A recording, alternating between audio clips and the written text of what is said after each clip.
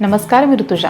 ह्या बातमीपत्राला सुरुवात करण्याआधी जर का आपल्याला संपूर्ण कोकणातील आणि मुंबईतील लोकप्रिय JPR चॅनलचं आपलं कोकण दिसत नसेल तर आजच आपल्या जवळच्या केबल ऑपरेटरशी संपर्क साधा आणि जाहिरातीसाठी सुद्धा खाली दिलेल्या नंबरवरती संपर्क करा.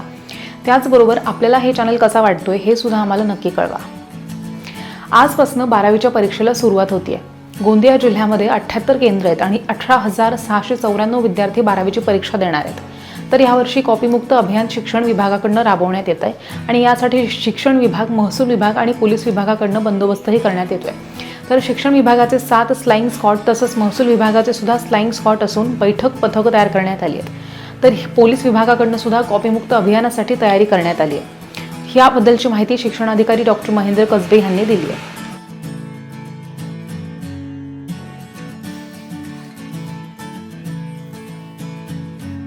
आणि या परीक्षेमध्ये एकूण गोंदिया जिल्ह्यामध्ये 78 केंद्र असून साधारण 18,794 विद्यार्थी या एक्झाममध्ये सहभागी होत आहेत. आणि यावर्षी ज्या प्रकारे आम्हाला शासनामार्फत सूचना आहे की संपूर्ण जिल्ह्यामध्ये कॉपीमुक्त अभियान राबवण्यात यावे, याच्या अनुषंगाने माननीय जिल्हाधिकारी यांच्या अध्यक्षतेखाली असणारी जिल्हा दक्षता समिती यांची बैठक आम्ही मागच्या काही दिवसांमध्ये पार पाडलेली होती.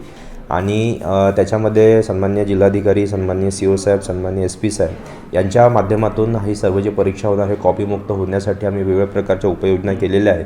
त्याच्यामध्ये शिक्षण विभागामार्फत साधारण 7 फ्लाइंग स्क्वॉड असणार आहेत. त्याचप्रकारे महसूल विभागाचे फ्लाइंग स्क्वॉड आणि बैठे पथक अशी दुहेरी व्यवस्था महसूल विभागामार्फत केली जाणार आहे. त्याचप्रकारे जिल्हा परिषदेचे सन्माननीय CO साहेब यांच्या सूचनेप्रमाणे, त्यांच्या आदेशाप्रमाणे जिल्हा परिषदेचे जे विभाग प्रमुख आहेत आणि जे कर्मचारी आहेत त्यांचेसुद्धा फ्लाइंग स्क्वॉड या एक्झाममध्ये असणार आहेत. त्याचसोबत पोलीस विभागामार्फतसुद्धा आम्हाला मोलाचे सहकार्य लाभत आहेत. जे आपले केंद्र आहेत त्या केंद्राच्या आजूबाजूला जमावबंदीचे आदेश आणि योग्य तो पोलीस बंदोबस्त करण्याच्या सूचना सन्माननीय SP साहेब यांच्या मार्फत पोलीस विभागाला देण्यात आलेल्या आहेत. कॅमेरे पण एवढेच लावण्यात येणार, कॅमेरे कुठे राहणार होते? आम्हाला बोर्डाकडून काही निधी प्राप्त झालेला आहे, ज्याच्या माध्यमातून आम्ही काही असे सिलेक्टेड सेंटर्स बघणार आहोत, ज्याच्यामध्ये व्हिडिओ कॅमेऱ्याच्या माध्यमातून नजर ठेवली जाईल आणि त्यांचं एक वेगळं पथक असेल ते त्या सेंटरवर जाऊन त्याची व्हिडिओ शूटिंग करणार आहेत.